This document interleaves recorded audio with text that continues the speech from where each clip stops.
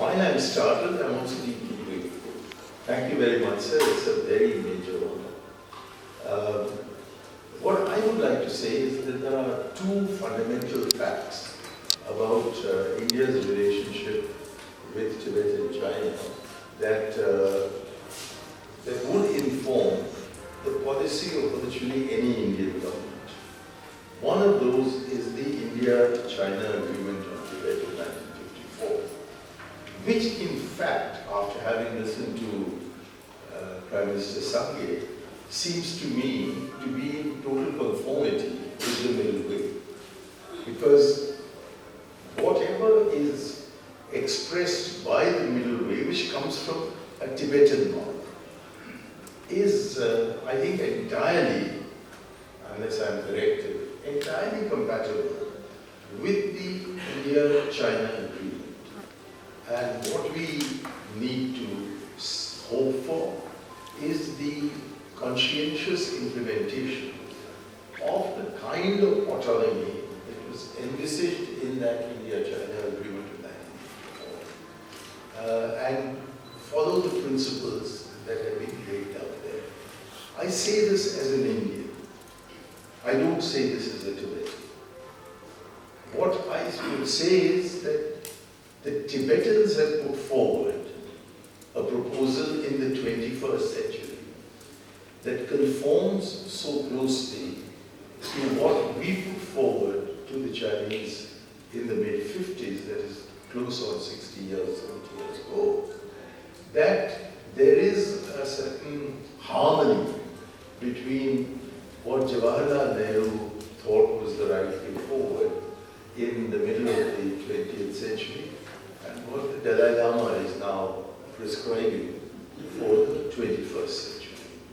And in that sense, the middle way document is something that needs to be very carefully studied and dealt with in an objective manner rather than being summarily rejected or taken as the bottom line with no further scope for negotiation.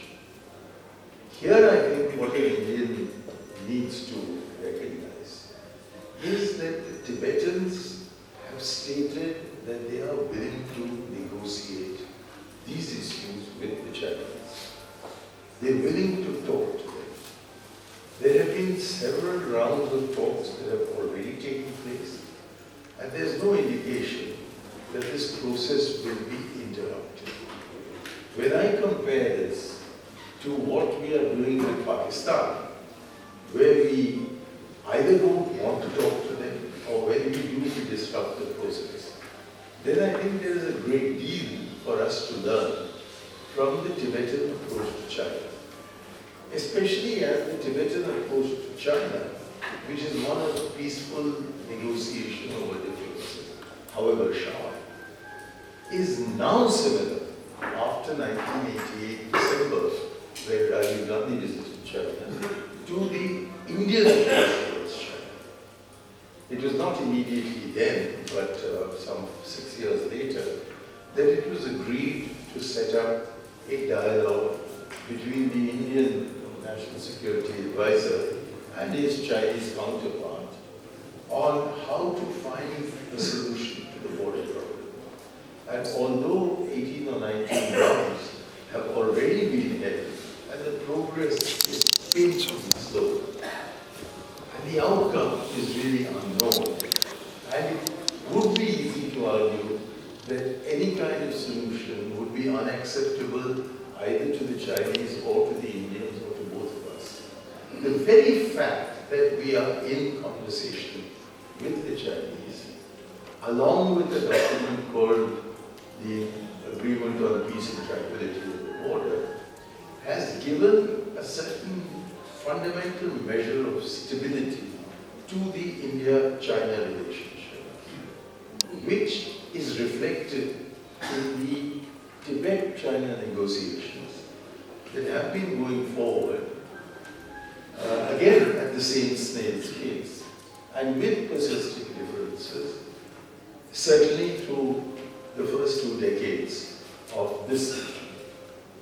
I think that puts us on a parallel track, that both Tibet and India know that China is not an easy pushover. But I think what we have done through these dialogues is to let the Chinese know that neither the Tibetans nor the Indians are an easy pushover. And that therefore, empty military threats is not the way forward. And worse still, inhuman military action is not the way forward. The way forward has to be through a process of somehow enabling minds to meet. That is at the present moment holding. I see hope in this when I look back exactly 1 century, that after a period of unprecedented prosperity, when in 1909, a well-known British intellectual called Norman Angell wrote a book in which he said, war is not possible anymore in Europe because our economies are so deeply interlinked that were war to break out, everyone knows it will be a disaster. And therefore, knowing that it's a disaster, there is no way in which sensible governments will knowingly allow themselves to go into the vortex of that particular axis. But by the end of July 1914, it had become clear that although nobody wanted to cross the line, and nobody wanted a situation to arise where there would be war, and where Kaiser Wilhelm on the 30th of July was attempting to urge the Austrians to hold back from Serbia, although it was Kaiser Wilhelm who had pushed the Austrians in the direction of invading Serbia, there were some things that couldn't be reversed. And one of them was the descent into war. And the minute they descended into war, it turned out to be simply impossible for them through a process of negotiation to go back to original positions. And as it turned out, World War I was a reversal of World War II. And as a result of 50 years of continuous disaster through the first half of the 20th century, everything that Europe had achieved to run what it called a mission civilisatrice, the civilizing process of the whole world, became a farce. People laughed at it. Empires were folded up. And then an American attempt to replace the Pax Britannica with the Pax Americana was also defeated, largely in Vietnam and in Laos and in Cambodia. And therefore, we've now reached the stage where there is a much clearer perception than was the case when I was a schoolboy, that war really is no way out. And in these circumstances, His Holiness, the Dalai Lama's emphasis on non-violence is an emphasis I do not hear in Gandhi's India. We showed the way. We were the ones who plucked the jewel of the crown from the crown. And Gandhi did it in a non-violent way. And the only one talking the language of the Mahatma is His Holiness, the Dalai Lama. And therefore the message that he is giving is not only a hint to the Chinese that let's deal with these things non-violently, but is in fact a fundamental message to the world that war is not an option. And so you either live with tension or through a process of dialogue you defuse that tension. And many in India advocate a persistence and encouragement to tension in the India-China and the India-Pakistan relationship. That is viable only so long as both sides perceive that the alternative, the next step from tension is to fall into the abyss. But if either side makes a mistake of perception, a mistake of tactics, a mistake of strategy, then what rules out thereafter does not remain happening within one's control.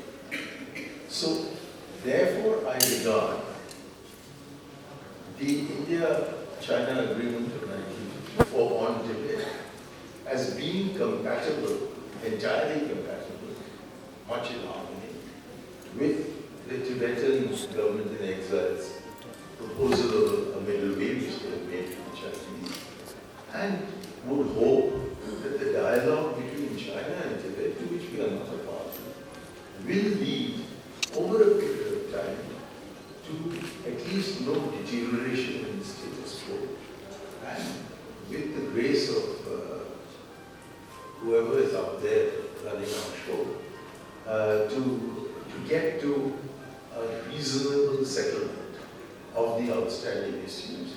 And there is simply no doubt that the outstanding issues are issues of humanitarian law, of the sovereignty and of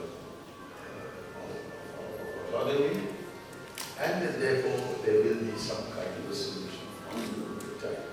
And I would commend the Tibetan authorities under the leadership of His Holiness for the extraordinarily reasonable attitude that they have adopted in this regard. The second bottom line, as far as I'm concerned, is that in 1959, we opened our doors to you. And I want to assure you that I just do not see us ever closing the doors upon you. You've been here now, some of you, in Dharamsala I met a grandchild, that is of parents who have never seen Tibet anymore here. So it's now going on to 3 generations that you've been here.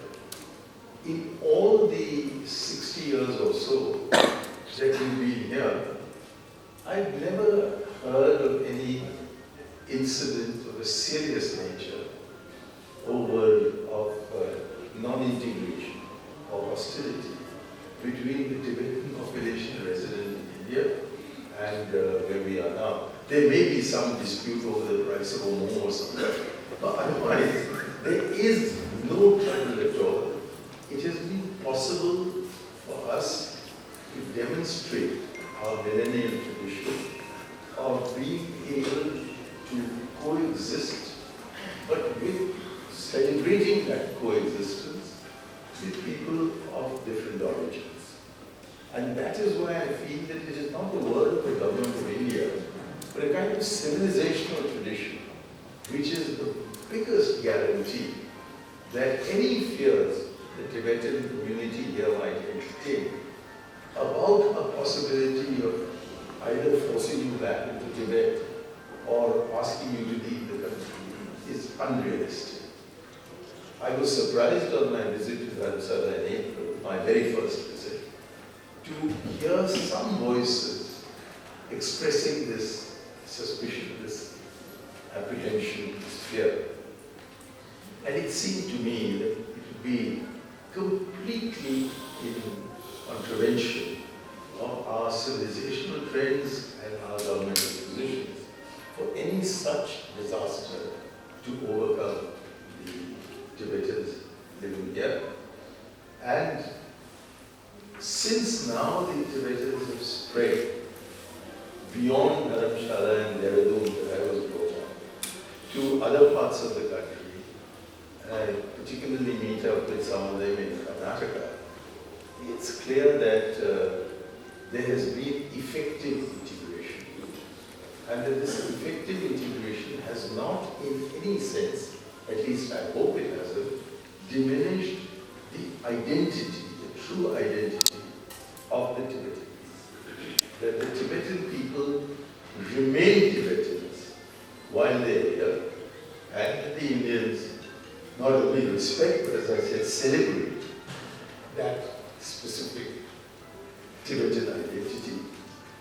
And if we really are to sustain our claim to being a democracy, then it is important that meetings like this take place. I mean, the amount of information that appears to have been packed into the few pages of this booklet that we've just released is truly an educational process. You know, one picks up bits and pieces of information over time, and somewhere in the back of our mind it gets integrated, but then demonetization comes and Tibet gets forgotten. So it's so useful to have a booklet of just a little over 100 pages, in which everything you wanted to know about Tibet but were afraid to ask is comprehensively made available to you. And it's made available in English for us, in Tibetan for the Tibetan community, and in Chinese for the Chinese. And I certainly would hope that your book will be a bestseller in China. I have little doubt it will be a bestseller in the Tibetan version, and that there will be buyers for it in the English version. But where the message has to reach is really crucial. And as you have taken the trouble to do this, you have demonstrated that you are capable of being interlocutors with the Chinese in their language. And I'm certain they can't reciprocate it. They won't be interlocutors with you in the Tibetan language. But that itself, that the book has come out in these 3 language versions, is a tribute to what is happening. And thank you for also bringing it in English, and one day one hopes in Hindi or Tamil or some other language.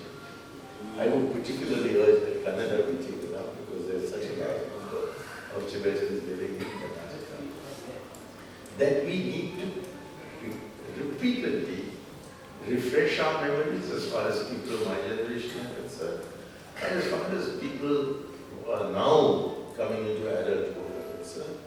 I think this booklet would be a very useful introduction to what is, after all, a very complicated subject about a region that almost none of us has ever visited. I mean, I would love to go to Tibet, but I'm not sure when. And after this meeting, I'm not sure if it will happen. But I do believe that the Chinese have the right to take this point as forward and make whatever point they wish to.